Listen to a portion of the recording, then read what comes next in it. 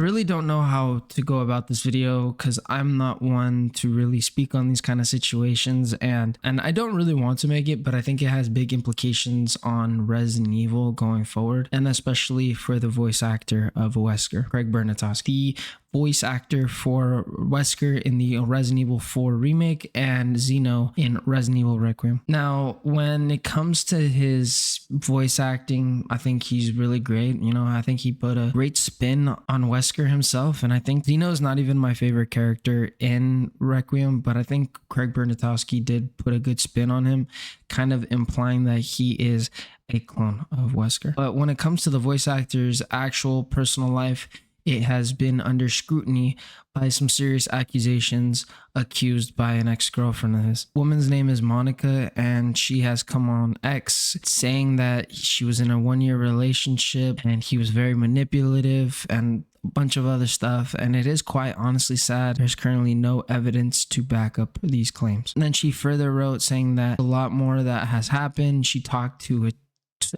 one of his mods from his Twitch streams.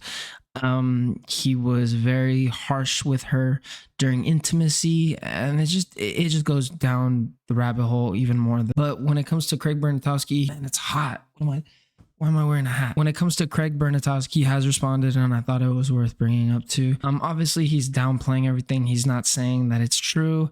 You know, he says for anybody who knows him, he would never do this. He treats everybody with love and compassion. And if this is true for her, I hope she does seek the legal help to make a case wherever she's at and go through the judicial system so he can pay if this is true. But if not, then, you know, she's throwing out these wild claims. May he do the same, because these are things that can ruin a man's life, someone's livelihood. It doesn't have to be a man, but, you know, accusations are very serious, and these things do take years in court. These are things that do take a lot of time to figure out. He also did, and this is some crazy news that just happened like not that long ago. I'm getting around to making this video pretty late, but this just happened right now, like not even that long ago. He was dropped from a lineup of voice actors appearing at a convention for Resident Evil. But yeah, there's a bunch of voice actors that are at this convention, and he was one of the people that were dropped from this convention. So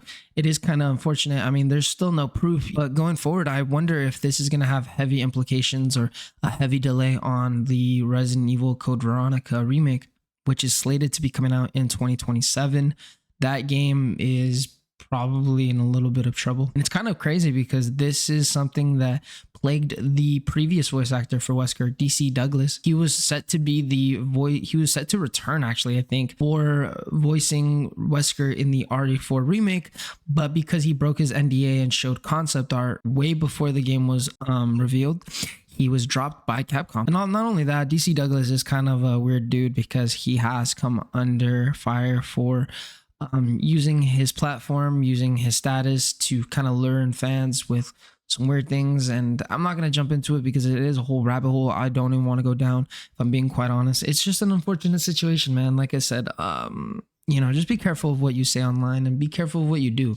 Please treat everyone respectfully. Please treat everyone how you would want to be treated. You know, I don't think Capcom is honestly going to delay Resident Evil Code Veronica remake. I think they're still going to just continue. I mean, there's not even a release date set in stone. We just know that we're getting it in 2027. Now, like I said, I don't want this video to come off as I don't believe Monica or I don't believe Craig Bernatowski. I just wanted to make this video to let people know that there could be a pretty heavy impact on Code Veronica, and I don't think it's gonna get delayed. I really hope that it does get released in 2027. It's one of my most anticipated games. I've never played the original. I hear it's really hard, so this is my way of jumping into it. So yeah, we will see. Other than that, guys, that's gonna have to wrap up this video. I hope you guys definitely did enjoy it, and I will catch you guys in the next one. Peace out.